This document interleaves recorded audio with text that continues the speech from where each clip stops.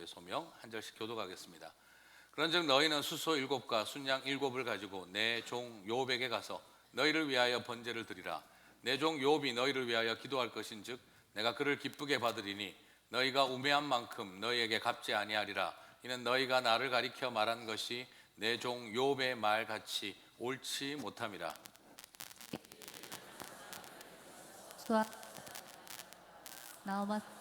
소발이 가서 여호와께서 자기들에게 로 행하리라. 여호와께서 욥을 기쁘게 하시리라. 같이 읽겠습니다. 욥이 그의 친구들을 위하여 기도할 때 여호와께서 욥의 곤경을 들으시고 여호와께서 욥에게 이전 모든 소유보다 갑절이나 주시지라. 아멘.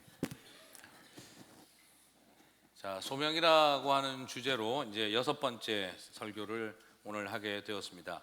오늘은 우리에게 기도의 소명이 주어져 있다 하는 것을 같이 여러분과 함께 좀 나누려고 합니다. 자, 고통과 슬픔을 당하는 어려운 일들이 생길 때가 있죠. 그런 일이 일어나면 정말 필요한 것이 뭐냐 그러면 중보 기도의 소명이 우리 가운데 필요하다는 것을 발견하게 됩니다. 그럴 때일수록 참된 기도의 사명을 받은 사람들이 일어나야 한다는 것을 보게 되어집니다. 제가 참된 기도의 소명이 필요하다라고 말을 한 것은 그 이유는 고통과 슬픔 가운데 있는 사람들을 위해서 소명을 받았다라고 말을 하면서 우리가 굉장히 오히려 고통과 슬픔에 있는 사람들의 위로자가 아니라 혹독한 비판자가 될 때가 많이 있기 때문입니다. 그래서 우리는 참된 기도의 소명을 가지고 사람들을 돕고 섬길 수가 있어야 합니다. 고통이 넘치고 슬픔 가운데 있는 사람들을 바라보면서 그분들을 위해 참된 소명의식을 가진 분들, 정말 온전한 중보자가 일어나는 일이 필요합니다. 오늘 저는 얼마나 잘못된 소명의식을 가지고 고통과 슬픔 가운데 있는 사람들에게 위로자가 되기보다는 오히려 더 무서운 폭력과 그리고 고통을 심어줄 수 있는지를, 또 좌절을 시킬 수 있는지를 우리가 한번 좀 살펴보겠습니다. 그리고 또한 나누고 싶은 것은 도무지 중보기도의 소명을 받지 못할 것 같은 그런 욥 같은 사람, 그런 고통과 절망 가운데 전져져 있는 사람, 중보기도의 대상이면 대상이지 주체가 될 수 없을 것 같은 욥을 통해서 오히려 기도하는 소명을 주시는 하나님의 역사도 살펴보았으면 좋겠습니다. 소명의식을 느껴야 할 사람들은 혹독한 비판자로 돌아선 자리에서 슬픔 가운데 있는 사람들이 오히려 더 깊은 소명의식을 가지고 기도하는 사람이 되어지는 이야기를 오늘 우리는 욥의 이야기를 통해 봅니다. 고통받는 자가 소명을 받아야 하는 아이러니한 현실이 우리의 인생 가운데에서는 있습니다. 고통 가운데 있는 사람들을 도와주어야 할 사람들은 오히려 혹독한 비판자로 돌아서 버리고, 그리고 고통과 슬픔 가운데 있는 사람이 오히려 그들을 위해서 소명의식을 가지고 기도해야 하는 것이 어쩌면 우리가 살아가고 있는 세상의 역설적인 모양이 아닌가 싶습니다. 오늘 우리가 혹시 한번 돌아보면서 나는 혹시 욥의 세 친구와 같은 왜곡된 소명의식 속에 살아가고 있는 것은 아닌지 자신을 돌아보며, 그리고 또한 욥의 고통과 절망 속에 던져져 있다 할지라도 다시 하나님의 기도의 소명을 회복하는 저와 여러분이 되시기를 주님의 이름으로 축복합니다. 오늘 그럼 먼저 한번 거짓된 중보자로 나섰던 세 친구들의 모습을 한번 살펴보도록 하겠습니다. 욥을 돕기 위해 왔던 세 친구들은 나중에 욥의 가시와 같은 존재들이 되었습니다. 그들은 욥을 돕겠다고 하고 온 사람들이었습니다. 욥을 위해 중보기도 하겠다라고 왔던 사람들이었습니다. 하지만 나중에 그들은 기도한 것이 아니라 자신의 생각과 자기의 고집과 자기의 경험을 강화시키는 일에 기도를 이용하고 있었던 것을 우리는 발견하게 되어집니다. 그들이 온 것은 분명히 욥을 위로하고 그 아픔과 함께 하기 위해서였습니다. 시작은 그랬습니다. 그들은 분명히 욥을 위해 중보하며 기도했습니다. 헌신적이었습니다. 욥기 2장 11절에서 13절을 제가 읽어드리겠습니다. 그때에 욥의 친구 세 사람이 이 모든 재앙이 그에게 내렸다 함을 듣고 각각 자기 지역에서부터 이르렀으니 곧 대만 사람 엘리바스와 수아 사람 빌닷과 나아마 사람 소발이라.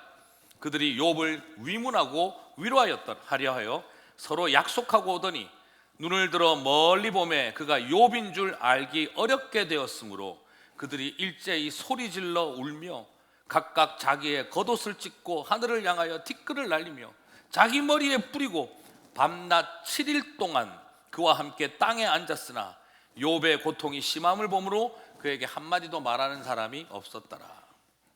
여러분, 시작은 어땠습니까? 정말 중보하러 모였습니다.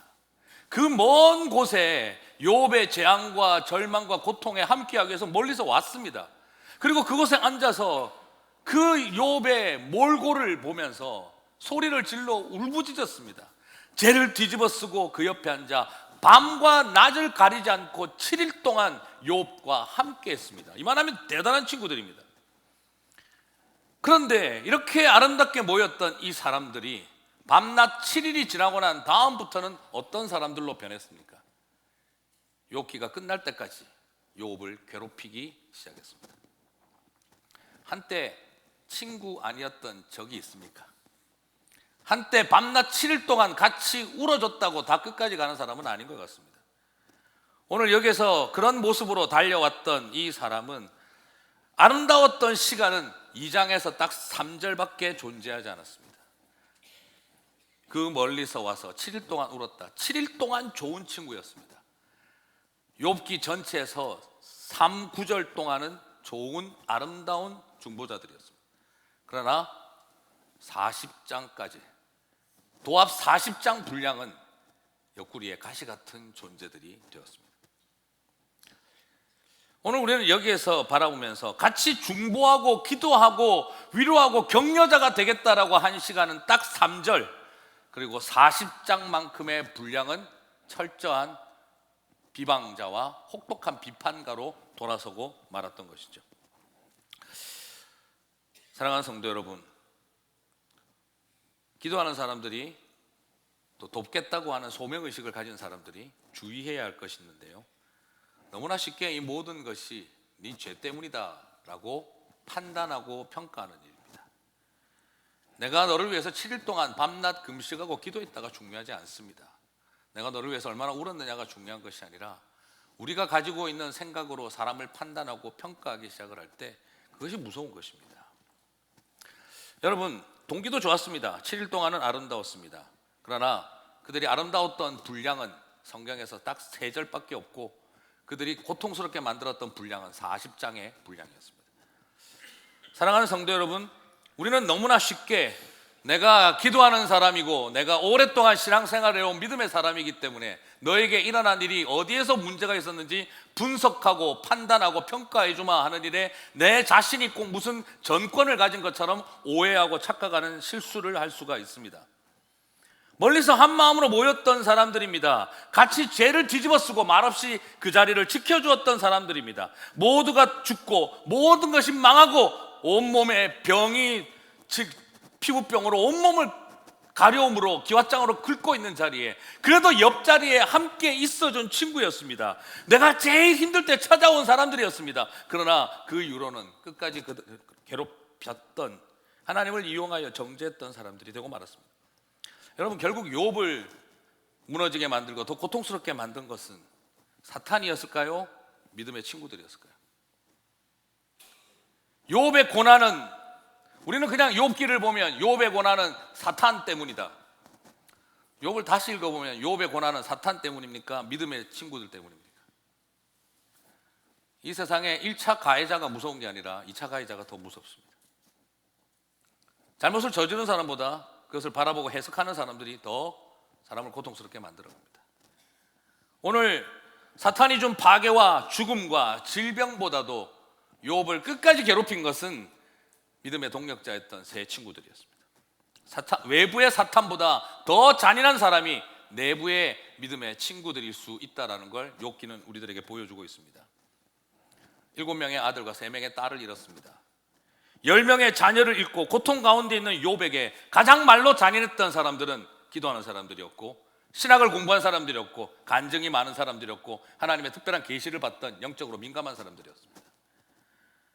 10명의 자녀를 잃어서 잔인 울부짖고 있는 사람 옆에 와서 가장 잔인했던 사람들은 정통파 교리를 배우고 정통파 신학을 공부하고 그리고 누구보다도 영적인 신앙의 경륜을 가지고 있는 경험을 가진 사람들이었고 그리고 하나님에게 특별 계시를 받는 굉장히 뛰어난 영성가였습니다.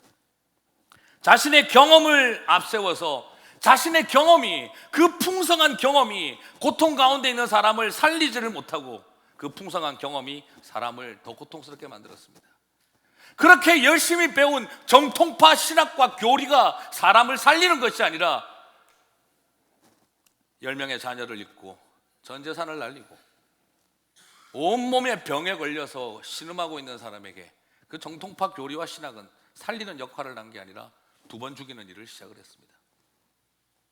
하나님에게 영적으로 민감하여 특별 계시와 음성을 듣는 친구는 고통 가운데 있는 사람을 살리지를 못하고 더 깊은 절망 속으로 밀어넣습니다. 자식 잃은 아버지를 평가하고 전 재산을 잃어버린 친구를 점수 매기고 온몸에 피부병 걸려 기아장을 긁고 있는 친구에게 그들은 네가 회개할 이유를 가르쳐 주겠다라고 찾아왔던 것입니다. 사랑하는 성도 여러분, 울지 않은 것은 아닙니다. 3절 분량만큼은 같이 울었습니다. 그러나 40장 분량만큼은 회개하라고 지적하기 시작했습니다. 오히려 우리는 여기에서 발견하는 우리의 모습이 한편으로는 어쩌면 사탄보다 더 잔인한 우리들의 모습이 우리 안에 존재하지 않는가를 발견하게 되어집니다. 정말 욥기의 나쁜 놈은 사탄이기만 할까 하는 생각이 드는 것이죠. 하나님의 말씀을 나눌 때 우리는 사람의 연약함과 고통과 함께 해야 합니다. 중보자의 마음은 아픔과 고통에서 출발해야 합니다.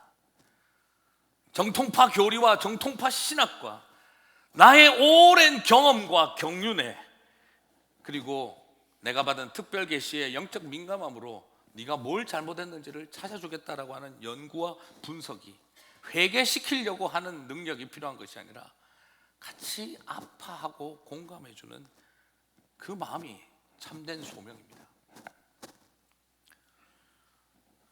가끔씩 고통과 어려운 가운데 있는 사람들을 위해 소명의식을 받았다고 하며 돕겠다고 나타난 사람들이 오히려 얼마나 더 깊은 상처를 주는지를 바라봅니다.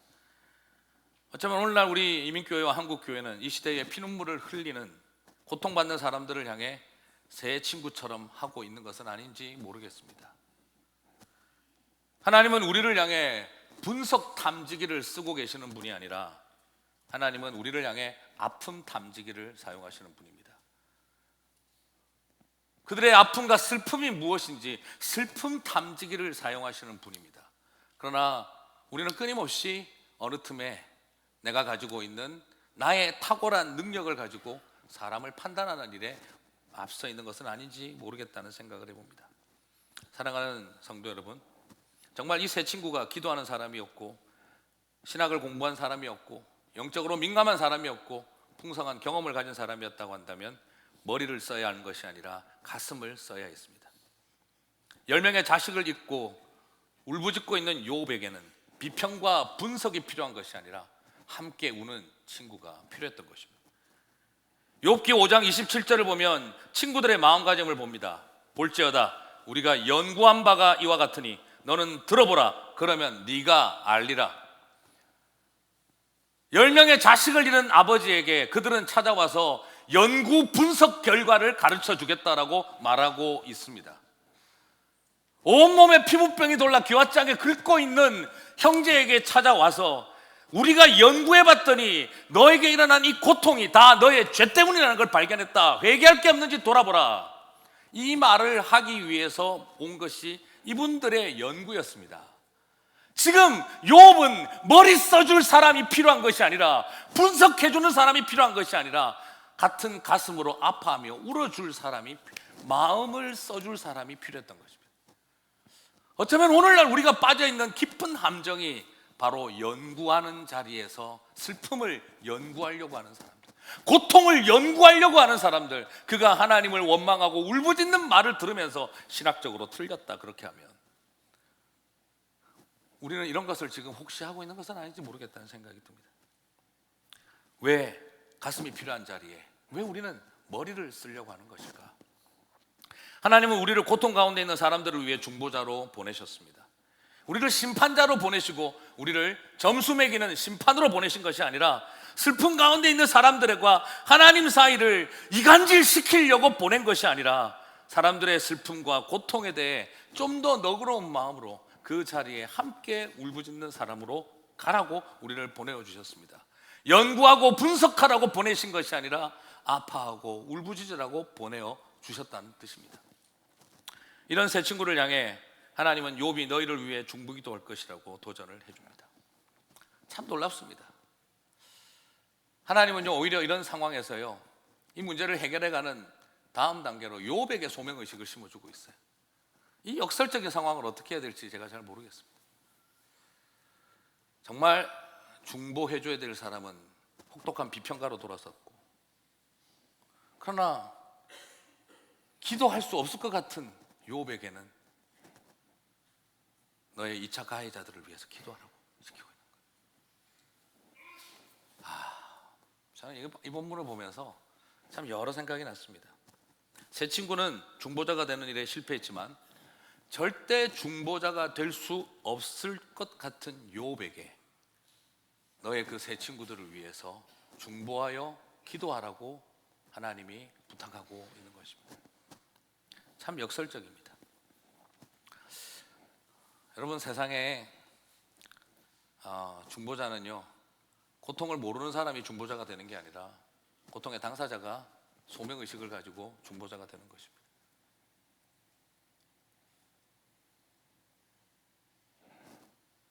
자식 잃은 사람이 남의 자식 걱정해 주는 겁니다.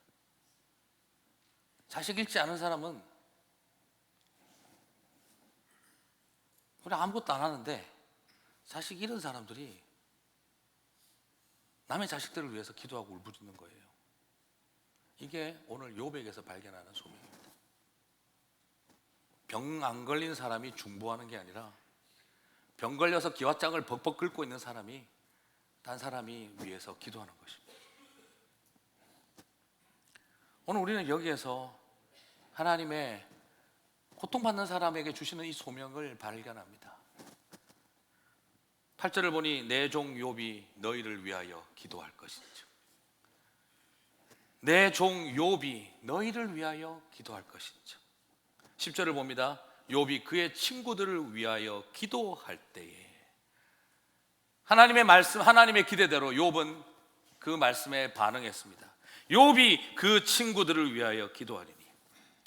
여러분, 중보자는 제3의 인물들이 객관적인 마음으로 기도하는 것이 아닙니다. 고통의 당사자가 오히려 더 깊은 소명의식을 가지고 기도하는 것입니다. 중보의 대상은 가장 나에게 고통을 주었던 사람들까지도 포함시키고 있습니다. 여러분, 욥으로 하여금 자신을 고통스럽게 만든 세 친구를 위해서 기도하라고 하신 하나님은 정말 잔인한 방법 아닐까요? 솔직히. 아니, 지금 욥 입장에서 어떨까요? 이 세 친구를 위해서 기도하라. 욥은 어떤 생각이 드시겠습니까? 하나님, 잔인하십니다. 지금 제가 기도하고 싶은 거는요, 저 인간들도 자식 다 잃는 꼴 보게 한번 해 주십시오. 저 인간들도 다 망하는 꼴 한번 보게 해 주십시오. 저 인간들도 기왓장 긁으면서 자기 가려운 데 긁는 꼴 한번 보게 한번 해 주십시오. 그러면 내가 용서하겠습니다. 내 자식 잃은 피눈물 저 인간들도 흘리는 꼴 한번 보게 해 주십시오. 내 다 망해가지고 무너져 있는 이 꼴 저것들도 한번 보게 해 주십시오. 그러고 나면 내 용서할게요. 아마 그러고 싶지 않겠습니까? 제가 인성이 못돼서 그런지 모르겠습니다만 아마 저는 그런 생각 들었을 것 같아요. 이런 나에게 저런 사람들을 위해서 지금 기도하라고요? 그런데 하나님께서는요, 오히려 피해자라 하여금 가해자를 위해 기도하는 사명을 주셨고, 욥은 거꾸로 그 세 친구를 위해서 기도해 줍니다. 내가 자식 잃어본 고통을 알기 때문에 저 인간들이 비록 나에게 이런 고통을 주지만 자식 잃는 아픔 겪지 않게 해 주십시오. 다 망해본 고통 내가 살고 살아가지만 그 고통이 뭔지 알기 때문에 저 사람들 자식 망하지 않게 해 주십시오. 내가 온몸에 문둥병과 피부병으로 재 뒤집어쓰고 기왓장 긁고 살아봐서 알겠는데 하나님, 내 친구들 그런 꼴 당하지 않게 해 주십시오. 오히려 그 기도를 드리고 있는 것입니다. 사랑하는 성도 여러분, 하나님은 그 세 친구들에게 번제를 바치게 함으로 분명한 회개를 요구하셨습니다. 하지만 그것만으로 멈추지 않으셨습니다. 참된 회복을 위해서인 피해자인 욥의 중보 기도를 회복시키고 계셨습니다. 그래야 욥이 진짜 사는 것을 알고 계셨기 때문입니다. 여러분, 지금 주님이 뭘 원하셨는지 아시겠습니까? 이 인간들 회개시키는 것보다 더 중요했던 것은요, 욥의 기도가 회복되기를 원하셨던 것입니다. 사람이 살아가다가 자식 다 잃고 전 재산 다 날아가고 온몸에 피부병 걸려 앉아 있다 보면 나오는 건 원망밖에 없을 것입니다. 하나님은 지금 욥의 세 친구들 다리 몽댕이 부러뜨리고 저 가해자들을 때려잡는 것보다 더 중요하게 생각하신 것이 그 욥이 다시 기도를 시작하게 하는, 다시 하나님 앞에 기도가 회복되는 일을 주님은 더 원하고 계셨던 것입니다. 예전에 제가 한 여집사님 간증을 이렇게 들었던 적이 있습니다. 그 집사님은 남편에게 굉장히 깊은 배신감을 경험했고 도무지 용서할 수 없는 상황까지 가버렸습니다. 그 결과 같이 살지 못하게 되셨습니다. 그리고 난 다음 그냥 가슴 속에 너무 분노가 많이 생겨서 그 자기에게 잔인한 짓을 하고 떠나간 그 남편을 향해서 막 악담을 많이 하고 다니면 자기 마음이 많이 회복되고 좀 시원해지지 않을까 생각을 하셨다는 거예요. 근데 여러분, 내 가슴에 고통 준 사람 악담 많이 하고 다니면 시원하고 회복될까요? 아니면 거기에 묶여서 살게 될까요? 참 희한하더라는 거예요. 만나는 사람마다 만나서 내가 저 인간을 앞으로 완전히 이 사회에서 매장시켜버리고 말겠다, 이민사회에서 끝장내고 버리고 말겠다. 만나는 사람마다 저 인간이 나한테 무슨 짓을 했느냐 아느냐, 저게 왜 나쁜 인간인지 아느냐, 저게 겉으로는 거룩한 척해도 저게 완전히 속은 다 능구렁이다, 막 이런 이야기를 하고 싶어서 막 열심히 돌아다니면서 말을 했는데, 그러고 나면 내가 좀 마음이 편안해지고 내가 좀 이렇게 좋아지고 저 인간도 그런 말 듣고 나면 회개하겠지 이런 생각을 하고 열심히 했는데요, 그렇게 하다 보니까 처음에 시원한 듯 했는데 자신 안에 평강이 사라지더라는 거예요. 그리고 너무 웃긴 거는 꼴도 보기 싫고 쳐다보고 싶지 않은데 내가 그 인간하고 늘 대화하면서 살고 있더라는 거예요.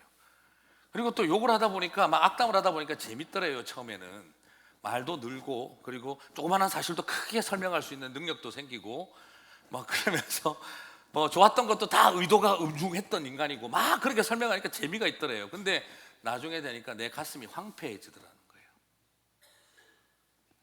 아무것도 남는 게 없더래요, 자기에게. 그리고 너무나 웃기게도 계속 그 인간하고 내가 살고 있더라는 거예요. 날마다 매일 그 사람 생각하고 그 사람 욕하며 입에 담으며 같이 살고 있더라는 거예요. 거기서 충격받으셨다는 거죠. 여러분, 내가 믿고 꼴도 보기 싫은 사람 뭐가 잘못되었는지 30명에게 말하면 내 마음이 30배로 시원해지고 가벼워질까요? 아니면 30배로 더 무거워지고 짓눌릴까요? 해본 사람들은 압니다. 네. 저도 정말 믿고 싫은 사람, 실망한 사람이 있어서 부정적인 평가와 말을 했더니요, 말을 하면 할수록 괴로워지는 거예요. 그렇지 않겠습니까? 뭐 사람 사는 거 다 뻔한데 막 내가 이 사람에 대해서 좀 안 좋은 이야기 해놓고 나면 나중에 좀 시원해질 줄 알았는데 봐야 되잖아요. 또 그럼 어떡합니까? 악수하고 지나가고 나면 내가 위선자로 변하는 거예요. 뒤돌아서 가지고는 악담하고 얼굴 쳐다보면 말 못하니 악수하고 지나가고. 웃긴다, 내가 왜 이렇게 살고 있나. 그렇다고 또 딱 쳐다보면 흥? 이러고 간다고 뭐 마음이 편합니까? 어느 틈에 우리도 모르는 사이에 만들어져 있는 그 수많은 위선의 굴레 속에 결국 나 자신이 들어가고 있는 거예요. 여러분, 꼭 기억하시기를 바랍니다. 오징어는 씹으면 씹을수록 연해집니다. 그러나 인간관계는 씹으면 씹을수록 질겨집니다. 오늘 우리 안에 남아있는 많은 싸움들이 거기에 존재하고 있습니다. 그 여집사님이 그런 이야기를 하셨습니다. 너무너무 나중에는 그 고통 가운데 있는데 어느 날부터 하나님이 기도를 시키시더라는 거예요. 기도를 시키더라는 거예요.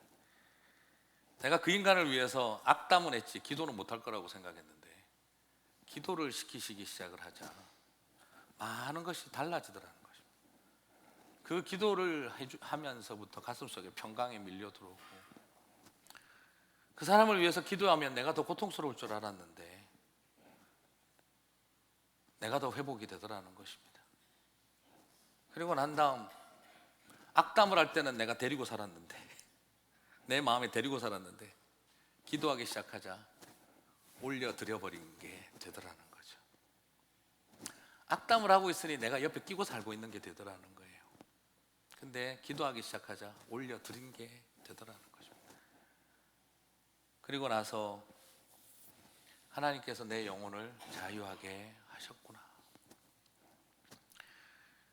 아우슈비츠 포로 수용소에서 독일 게슈타포들에게 그렇게 끔찍한 고문과 학대를 당하다가 마지막에 겨우 살아남았던 폴란드의 한 그리스도인이 어떻게 하다가 길이 잘 열려서 미국에 가서 난민으로서 살아갈 수 있는 길이 열려서 2차 대전이 끝나고 미국으로 떠나게 되던 날 사람들 앞에 모여서 그가 말을 했다는 것입니다. 나에게 이렇게 깊은 상처의 흔적을 남긴 저 사람들을 다 용서하고 이제 다 가슴속에 잊어버릴 수는 없겠지만 용서하고 가고 싶다. 사람들이 너무 놀래가지고 어떻게 그럴 수가 있느냐. 그때 그분이 뭐라고 이야기를 했냐 그러면, 내가 이제 천국같이 행복하고 평안한 삶을 살기 위해서 가는데 지옥을 거기까지 가지고 갈 수는 없지 않느냐. 그렇게 말을 하며 떠나갔다라고 하시던 것이죠. 사랑하는 성도 여러분, 피해자를 살리고 욥을 다시 살게 하는 일, 그것이 하나님은 욥 안에 다시 기도가 시작되기를 원하셨기 때문에 어쩌면 그것을 시키셨는지 모르겠습니다. 그래서 10절은 우리들에게 보여줍니다. 욥이 그의 친구들을 위하여 기도할 때 그 세 친구들이 회개하였다. 그 세 친구들이 뭐 이런 이야기 나오는 게 아니고요, 여호와께서 욥의 공경을 돌이키셨다라고 말을 하는 것입니다. 이 말은 잘못 사용하면 굉장한 폭력이 될 수 있습니다. 하지만 결국 마지막 순간 우리의 회복을 위해서 하나님은 우리에게 기도를 다시 회복시키시는 것을 발견하게 되어집니다. 이것이 우리가 가지고 있는 기독교 신앙의 독특성이기도 하고, 어떻게 생각하면 참 싫은 면이기도 하고, 어떻게 생각하면 그래서 더 하나님의 아름다운 이야기이기도 합니다.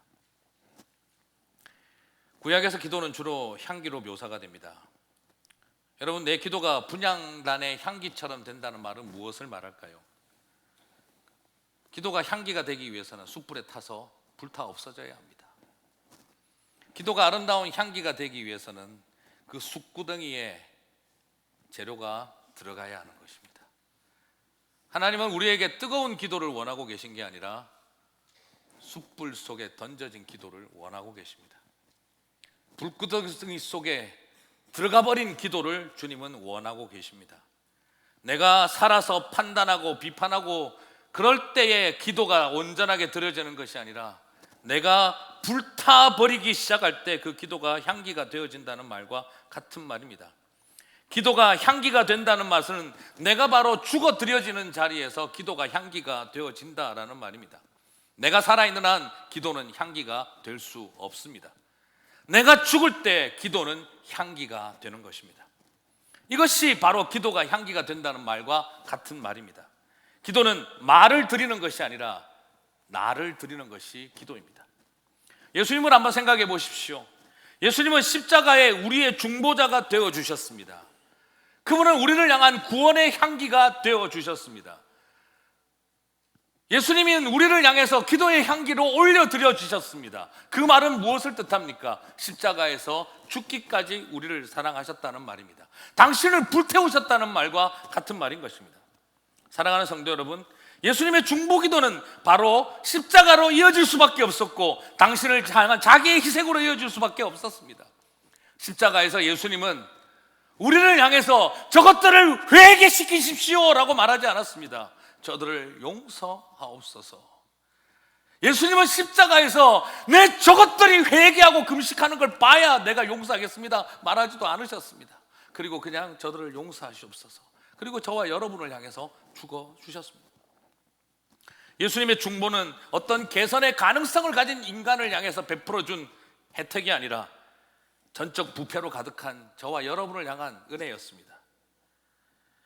근데 여러분, 이게 왜 어려운 줄 아십니까? 내가 향기로 십자가로 드려지기가 왜 어려운 줄 아십니까?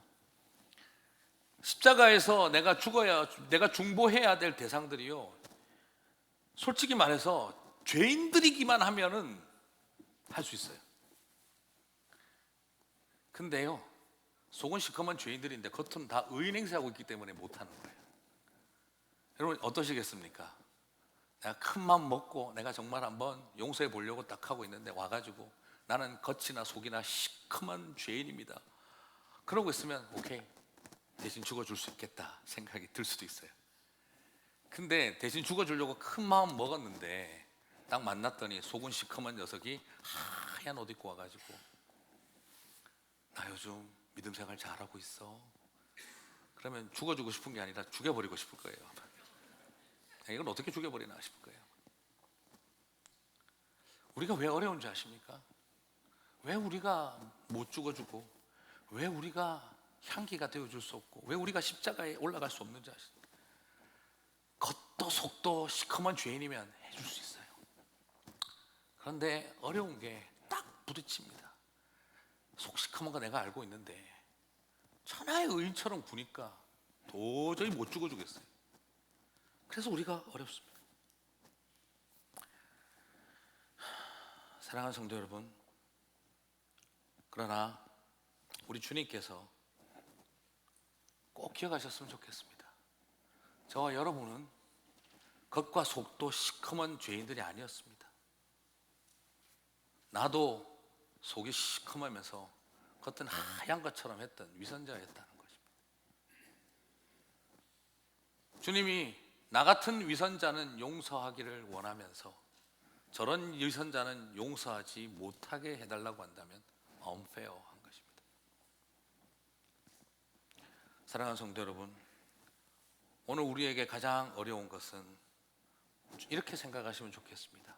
죄인들을 위해 주님이 죽으셨다 생각하지 마시고 위선자들을 위해 죽으셨다 생각하십시오. 나도 죄인들을 위해 향기가 되어야 된다 생각하지 마시고 위선자를 위해 향기가 되어야 한다 생각해 보시기를 바랍니다. 그리고 마지막으로 더 중요한 것은 나도 위선자였다 하는 것입니다.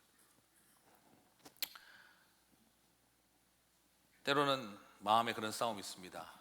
나에게 저 인간을 회개시킬 능력을 주십시오. 제가 젊은 날 제일 많이 구한 것입니다. 내가 저 사람들을 회개시킬 능력을 주십시오. 그런데 하나님 제 마음에 주셨던 가장 큰 도전은 저 사람들을 위해 중보할 수 있는 능력을 구하라 하는 것이었습니다. 기도할 수 있는 능력을 구하라. 정말 어려운 것이 회개시킬 능력이 아니라 중보하는 능력이었습니다. 그게 쉽지가 않았습니다. 사랑하는 성도 여러분, 나에게 중보하여 기도하는 능력을 주셨을 때 회개의 역사가 일어납니다. 회개시키는 것은 내가 하는 일이 아니라 하나님이 하시는 일이기 때문입니다. 저 할머니 위해서 기도 못할 줄 알았습니다.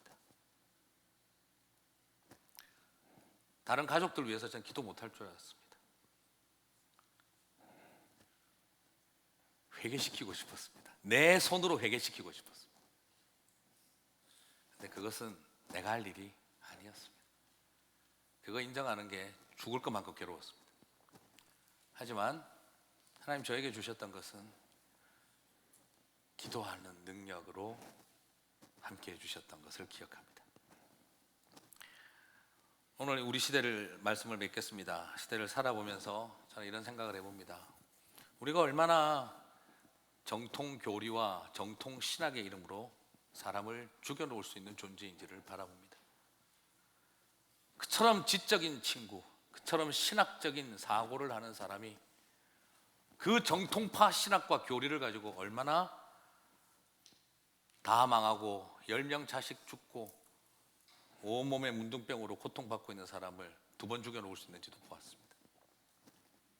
인생의 그 오랜 경륜과 깊은 경험을 가지고 사람을 살리는 것이 아니라 그 고통 가운데 있는 사람을 2번 죽이는 것을 우리는 보았습니다.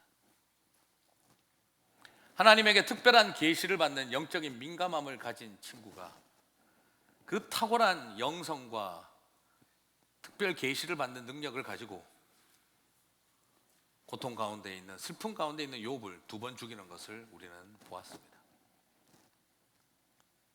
어쩌면 이것이 오늘 우리들의 실상입니다. 한국 교회의 정통파 교리와 신학이 부족해서 위로가 일어나는 것이 아니, 위로가 못 일어나는 게 아닙니다. 우리 한국 교회에 신앙의 경륜과 경험이 부족해서 자식 열 죽고 다 망하고 병 걸리는 사람들이 위로를 못 받는 게 아닙니다. 우리 한국 교회에 탁월한 영성과 계시받는 사람이 부족해서 고통과 슬픔 가운데 있는 욥과 같은 사람이 위로받지 못하는 게 아닙니다. 대단히 죄송하지만 그 3가지 때문에 2번 죽일 수 있다는 걸 욥기는 우리들에게 보여주고 있습니다. 사랑하는 성도 여러분, 오늘 우리 자신을 돌아보며 내 안에 숨어있는 욥의 세 친구를 찾게 되시기를 바랍니다.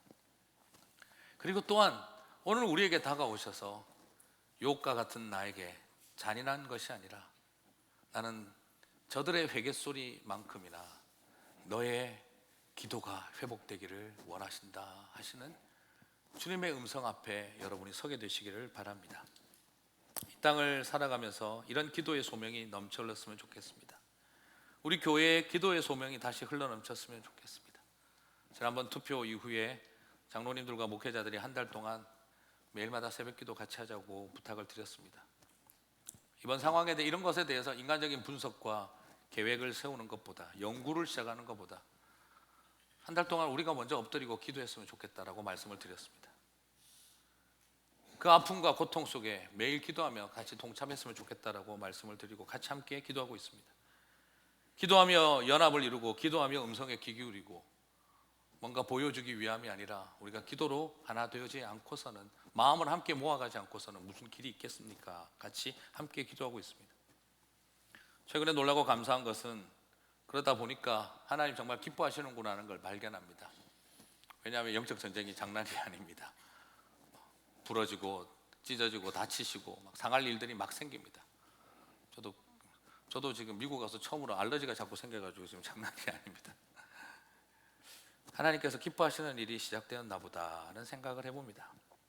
그리고 또 우연찮게 이번에 주보에 이제 그 예배 인원 통계에 보니까 중보기도 통계가 나왔던데, 여성 중보기도자들이 뭐 그냥 3명씩, 5명씩, 7명씩 매일마다 모이나 보다 막연하게 생각을 했었는데, 숫자 통계가 보니까 한 주일에 100명이 모여서 기도하고 있다는 걸 보았습니다. 얼마나 감사한지 모르겠습니다.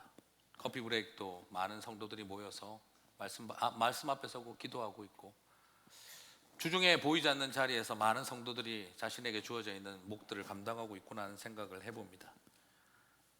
그런 마음으로 소망을 해봅니다. 금요 기도회에 또 함께 기도하는 사람들이 세워져 가고, 매일 새벽마다 기도의 헌신을 결심하며, 멀어서 매일 올 수도 없지만 그래도 일주일에 하루 정도는 그 기도의 시간과 자리를 정해서 내가 기도하는 사명, 소명을 붙들겠습니다.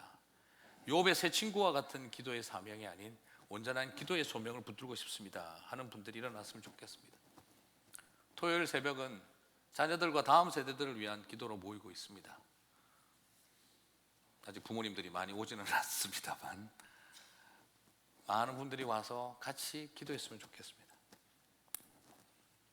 사랑하는 성도 여러분, 오늘 우리의 마음을 정하고 다시 한번 그 기도의 자리에 나와서 내 안에 깊은 욥과 같은 슬픔과 고통이 있지만 오히려 나에게 그들을 위해서 기도하라고 하는 사명을 붙드는 우리 성도님들의 기도가 더욱 울려 퍼지게 되기를 간절히 기대해 봅니다. 느헤미야 50일 기도회도 시작을 해봅니다. 이민자들을 위해서, 그리고 난민들을 위해서 우리가 온 마음으로 같이 기도하는 일도 일어났으면 좋겠습니다. 그 일을 통해 만약 가능하다면 남성 기도회도 시작되어졌으면 좋겠습니다. 여성들은 100명이 기도하는데 남자들은 한 명도 기도 안 한다. 이런 좀 여러 생각을 하게 되어집니다. 우리 모두가 다 기도하는 일이 또한 함께 시작되어졌으면 좋겠습니다. 지금은 우리들에게 위선적인 기도가 필요한 것이 아니라 참된 기도가 회복되어야 합니다. 우리의 가정마다, 목장마다, 교회마다 그런 기도가 시작되어지고, 욥의 기도를 통해 오히려 고통받는 자리에 있었던 사람들이, 절망 가운데 있었던 사람들이 이 땅을 가슴에 품고 기도하는 일이 시작되어질 때 그 소명의식은 이 세상 어떤 것보다 더 큰 일이 능력이 되리라고 저는 믿습니다. 하나님은 그 기도 꼭 들으십니다. 저는 그것을 믿습니다. 지금도 처절한 고통 어린 자식 잃은 부모들의 기도가 울려 퍼집니다. 하나님 그 기도 반드시 들으십니다. 고통과 절망 속에 있는 사람들이 울부짖는 기도, 그러면서도 이 땅을 향해 하는 기도는 절대 땅에 떨어지지 않습니다. 오늘 내 삶의 가장 큰 아픔 때문에 기도의 이유가 되시고 그 기도가 응답하고 역사하시는 것을 바라보는 저와 여러분이 되시기를 주님의 이름으로 축복합니다. 다 함께 자리에서 일어나셔서